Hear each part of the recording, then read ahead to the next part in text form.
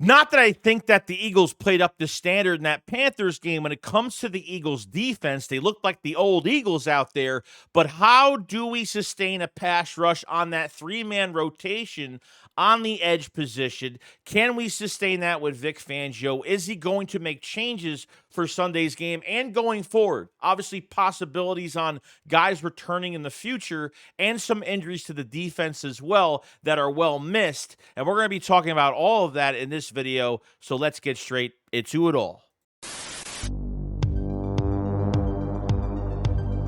A killer buried, but not dead. Darren, we better turn around. Because I've seen enough horror movies to know any weirdo wearing a mask is never friendly.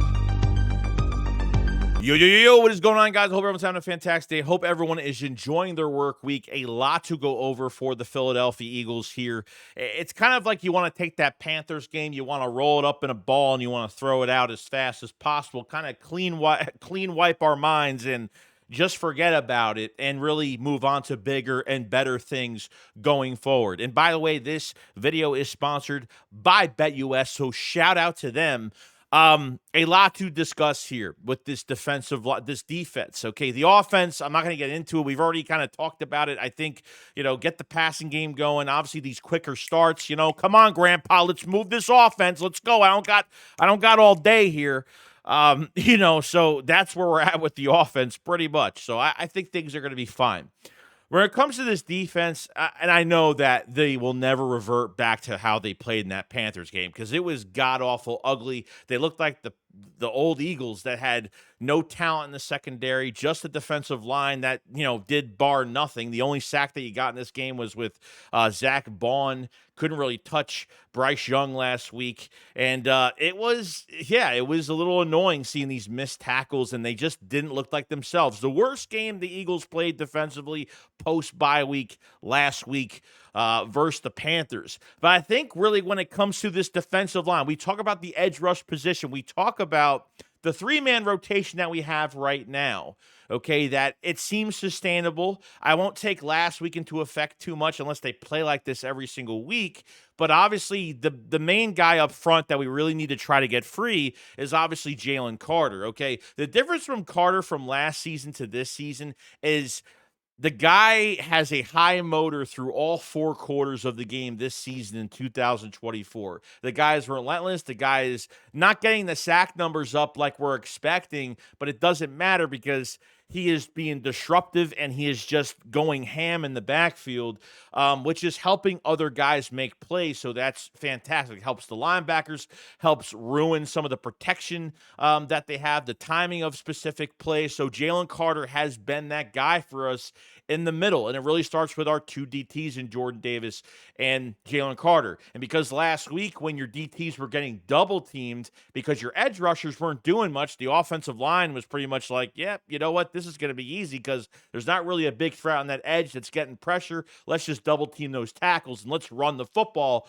which the Panthers did last week. The Eagles didn't run much of the five-man fronts and put Zach Baun on the line. And so you have those one-on-ones across the board because unfortunately, can't run that all the time because Zach Baun is well needed in coverage as a linebacker as well. He has the background of being an edge rusher, especially with the Saints when he transitioned to an outside linebacker, but you can't just use it all the time. Situationally, sure, but it really starts up with these guys up front. You're wondering if this is the edge rush position can be sustainable going forward because, I thought they struggled last week. Is it something to really worry about? No, but I know even at the newly acquired Charles Harris that they end up getting from off waivers from the Panthers, he was tied in sacks, I think, for the defensive line. And I don't know how many snaps he had last week, but it probably wasn't a lot.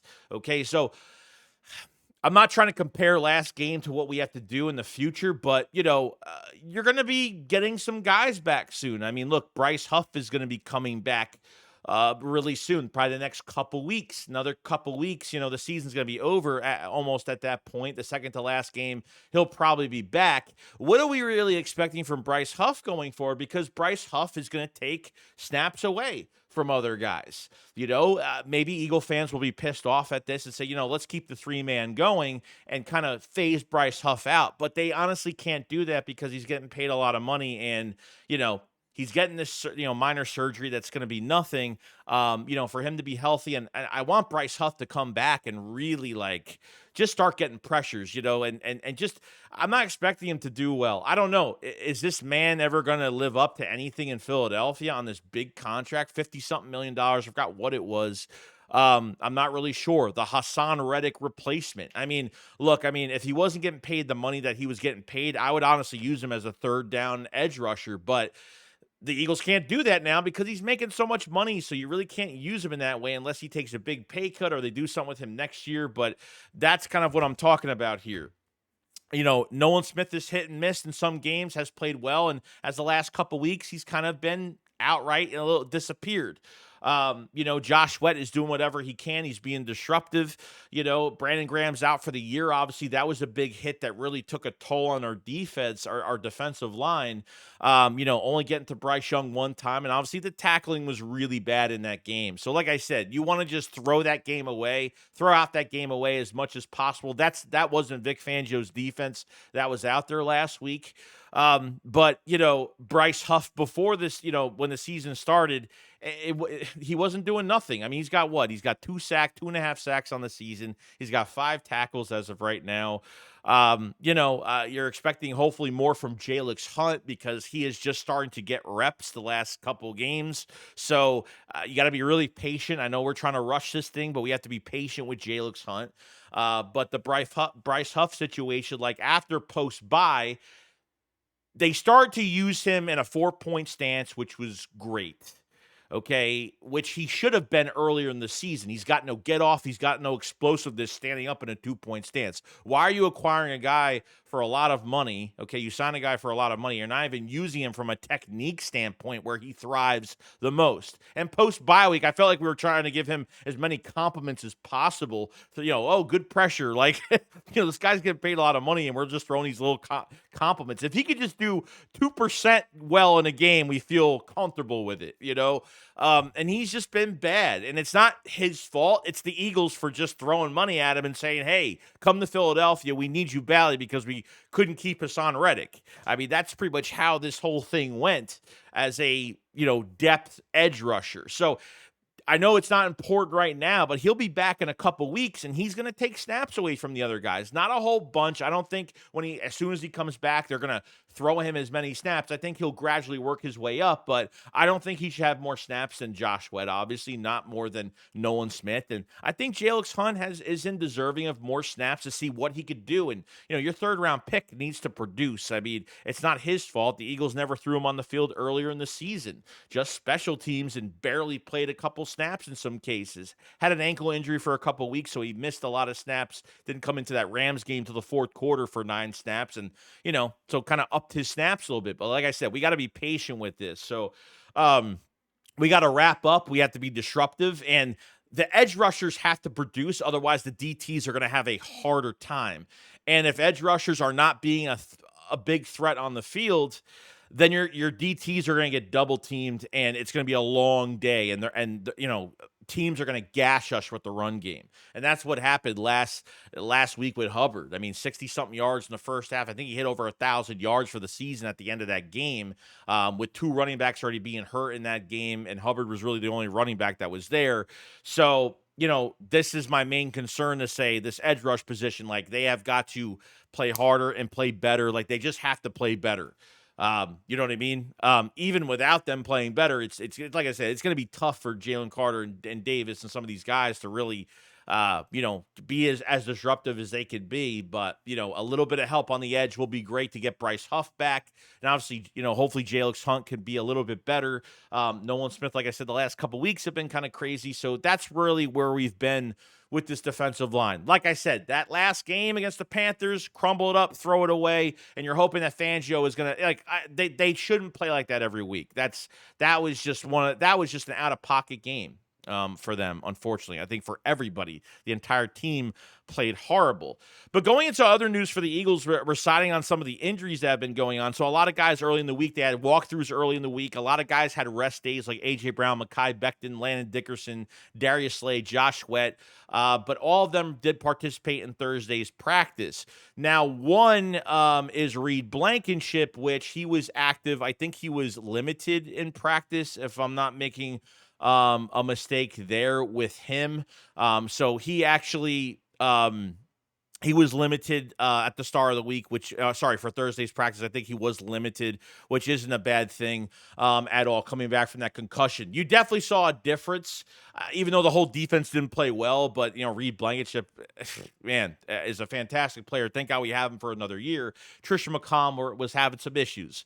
But like I said, the whole team was having issues in tackling. It wasn't one guy. We can't blame that game on one guy defensively. I think everybody had a small hand in it. I think a lot of players got humbled in this game, to be honest with you. I thought Cooper DeJean, a lot of these guys that played well for straight 9 weeks, pretty damn well, or more than that, kind of was like, man, I think these are good learning experiences for some of these guys that were playing well, and some of the fans were going out of pocket saying, oh, DeJean is is overhyped and he's not that great, just because he misses a couple tackles or doesn't play well against coverage against a savvy vet like Adam Thielen, which really was the only weapon that was doing much to us in this game. So that's where I stood on that situation. So Reed limited, so we don't know what's going to happen with him, but him coming back into the lineup is going to be huge. It's going to be huge for the Philadelphia Eagles, going forward, because the safety position, obviously Sidney Brown had a knee injury for, the week of the Ravens game. He had a knee injury, so he didn't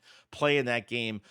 He was actually practicing. Sidney Brown was practicing with the DBs, doing some particular drills with them. So that's a really good sign for him to be coming back, not starting, obviously, but it's another guy that it's depth. We need depth as much as possible. Chauncey Gardner-Johnson has had a pretty good year since the bye week. Chauncey has really turned around pretty good with 34 tackles, 9 stops, 3 picks, 10 catches for 21 targets, 85 yards allowed in coverage. Really, he's gotten better because, Chauncey wasn't really playing well at the beginning of the year. So safety has been like a big problem because of the injuries. But Reed, hopefully coming back Sunday. If not, Trisha McCollum will get the start. Sidney Brown might be back this week. We'll see what happens with that. So that's a really good sign for us going forward. But other than that, that's pretty much it. So you're going to get some reinforcements back, hopefully for this game on Sunday, next couple weeks. The Eagles have to keep winning, for the now it comes down to the division. If they win Sunday, they win the division. And then they have to just keep winning, and they have to hope that the Lions lose 2 games, which at this point, I'm already ready for the last week of the season to be a bye week for the Philadelphia Eagles, because I just don't think they're going to stumble that much, but we'll see. We'll see what happens during that time. So let me know what you guys think about the defensive line. Do you want Bryce Huff to come back in a few weeks? Do you think he'll mess up the snap counts for some of these guys? Do you think these edge rushers have to play a lot better? Is the 3-man rotation really going to suffice going forward at that edge rush position? And, you have Charles Harris that's still there that really hasn't gotten too many snaps. And Jalen Hunt, is obviously a slow progress right now because they didn't do nothing with him earlier. So I think all of this is very interesting, going forward. And if you guys didn't check, it is the month of December and Christmas are right around the corner. Make sure you guys check out the Philly Shakedown merchandise. We have a lot of stuff between hoodies, t-shirts, women tees, youth tees, crew neck sweatshirts, all of that great stuff for the holidays. Fast shipping. Order now as fast as possible. We have things flying off the shelf right now. and ready to go for shipping. So definitely, if you want to, it's high quality stuff. You want to get a loved one something for Christmas. It is all here, hoodies, all that great stuff. So definitely check it out. If you buy 2 pieces of merch, you get 10% off. Buy 3, get 15% off. Buy 4, get 20% off. Buying 4 for 20% off gets you for the price of 3 items. So you're getting a free item pretty much out of that. And you spend $150 or more, you get free shipping on all that great stuff. So appreciate all that so much. And let me know in the comment section below what you guys think of what's to come of this defensive line going forward. We talked about the offense and what they need to do, but we're talking about this defense and, really need that big push going forward, and we have to keep winning. We have to win out the rest of our schedule, and that's really what I want to do, and that's what we really need to do if you want to keep in contact with the first seed, if that's what we're really aiming for at this point. So other than that, guys, that's pretty much it. I will see you guys on the next one. Remember, shakes what up, follow side. Peace out, guys. Peace.